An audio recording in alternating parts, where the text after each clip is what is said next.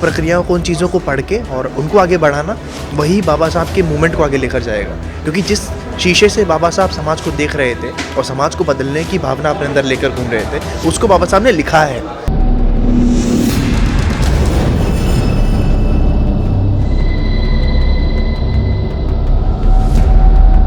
मेरा नाम संदीप है और मैं दिल्ली विश्वविद्यालय समाज कार्य विभाग से पीएचडी कर रहा हूँ। Thank you. अच्छा, एक चीज़ बताइए, मिशन जय भीम के बारे में पहले कभी सुना आपने? जी हाँ, पहले मैंने अपने स्टूडेंट सर्कल में और मंत्री जी से मिली कुछ मीटिंग्स के दौरान इस बारे में पता लगा था मुझे। तो पहले हमारा जो पूरा इसको समझने की जो प्रक्रिया थी वो इस तरीके से थी कि मिशन जय भीम मेडिटेशन सेंटर से लेकर और एजुकेशनल इंस्टीट्यूशन बिल्डअप करने तक का काम करेगा।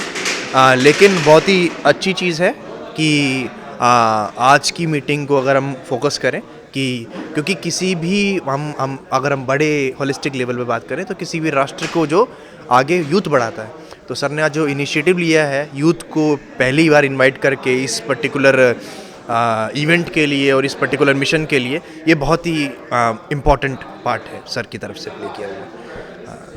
अच्छा, बाबा साहब के मिशन को आगे बढ़ाने के लिए यूथ को क्या करना चाहिए? सबसे इम्पॉर्टेंट बाबा साहब के 3 जो टर्म्स, जो सिंबल्स और जो स्लोगन्स बाबा साहब के दिए गए हैं, उन्हीं को हमें बार बार समझना पड़ेगा कि वो 3 शब्द नहीं हैं, वो अपने आप में तीनों फिलॉसफी हैं। और उसमें सबसे बड़ी चीज़ जो बाबा साहब ने कही है, एजुकेशन गेन करने की। एजुकेशन जो है वो हर तरीके का ताला खोल देता है जो शिक्षा होती है। तो बाबा साहब ने जो समझाया से ज़रूरी है कि बाबा साहब खुद क्या समझते थे चीज़ों को लेकर, तो उन प्रक्रियाओं को, उन चीज़ों को पढ़ के और उनको आगे बढ़ाना, वही बाबा साहब के मूवमेंट को आगे लेकर जाएगा। क्योंकि जिस शीशे से बाबा साहब समाज को देख रहे थे और समाज को बदलने की भावना अपने अंदर लेकर घूम रहे थे, उसको बाबा साहब ने लिखा है और लोगों को बताया भी है। तो हमें चाहिए कि हम उनको पढ़ें, उनको समझें और बाबा साहब के नज़रिए से समाज को देखने की कोशिश करें। समाज तभी बदलेगा जब हम एक विचार पैदा करेंगे, एक विजन पैदा करेंगे अपने अंदर, जो बाबा साहब खुद अपने साथ लिए घूम रहे थे। अच्छा, मिशन जय भीम के बारे में लोगों को क्या संदेश देना चाहिए? मैं मिशन जय भीम के बारे में लोगों को ये संदेश देना चाहूँगा कि पहली बात तो ये कि ये जो मिशन है, ये जो योजना है पूरी की पूरी, ये जाति जैसे शब्द से परे है। इसमें तमाम लोगों के, तमाम जातियों के, समूहों के, कम्युनिटीज़ के, तमाम रिलीजन के लोगों को सामने निकल कर आना चाहिए। दूसरी मतलब उन जातियों के प्रोग्रेसिव लोगों को भी जो समझते हैं कि जाति जैसी चीज़ हमारे समाज में नहीं होनी चाहिए।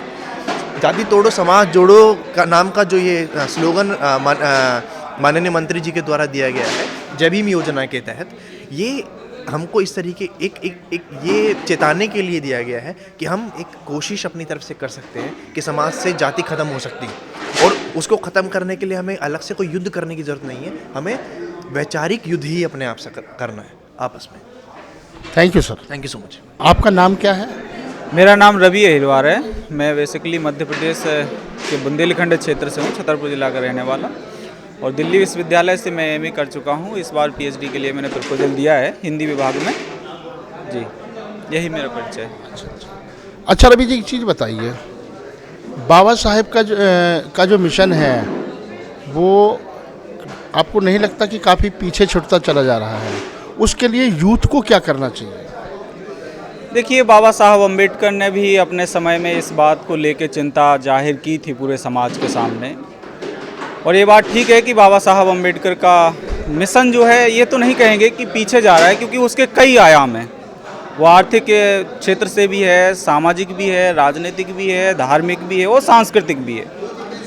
तो कुछ क्षेत्रों में जो है कि समाज में चर्चा भी हो रही है और हलचल भी हो रही है, लेकिन बात यह है कि इन सभी क्षेत्रों में हमारी भागीदारी पे ताले लगे हुए हैं, उनके दरवाजे बंद हैं, और उनके दरवाजे बंद हैं तो वो खोलने की जिम्मेदारी अब नौजवानों को लेना चाहिए।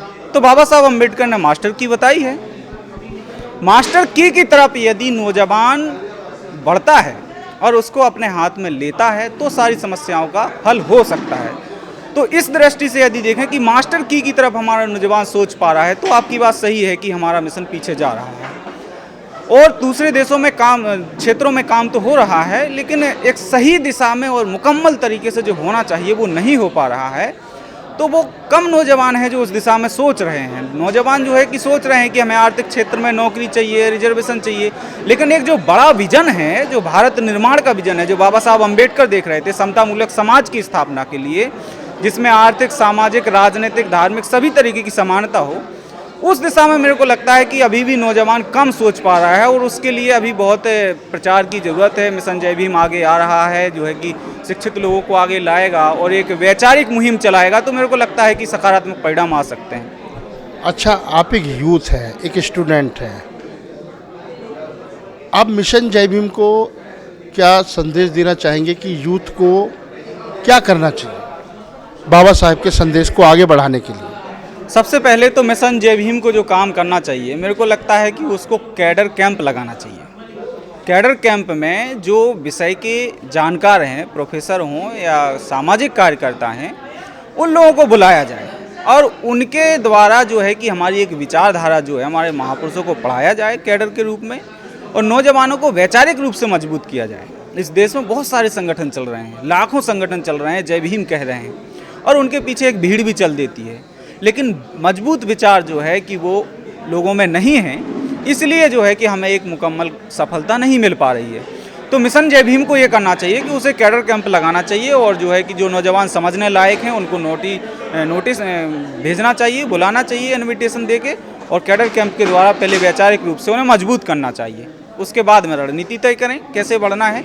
और मैं बार बार ये बात कहता हूँ कि जो मिशन के लिए समर्पित नौजवान आपको मिलेगा वो ग्रामीण क्षेत्रों में मिलेगा। ग्रामीण क्षेत्रों के नौजवानों में मिशन के लिए एक जुनून है और वो वही मिशन है जिसको वो मानते हैं। माननीय कांशीराम साहब ने उत्तर भारत में जो चलाया, उस मिशन की जो उस मुहिम की और उस मिशन के अभी भी साक्ष्य बचे हुए हैं, ग्रामीण क्षेत्र में वो हैं।